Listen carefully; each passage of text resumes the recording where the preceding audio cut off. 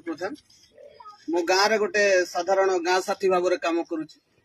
आमर एठी 2018 रे बीएसएनएल नेटवर्क गाँव ना हूँ सियांगवाली पंचायत भितर पंचायत द्वारा करा जायछि एमजीएनआरजेएस काम आमको बहुत साहाय्य आसुथिला 6 मास है आम जेहेतु एनएमएस एमजीएनआरजेएस काम कर लोक मैंने चलुचंती तार प्रेजेंट पड़ले पैसा क्रेडिट हम लोक मैंने पाइबे आउ जो द्वारा नाई नथिबा समस्या रे से माने पडुचंती आमे मध्य असुविधा रे पडुचु जे लोक मानकर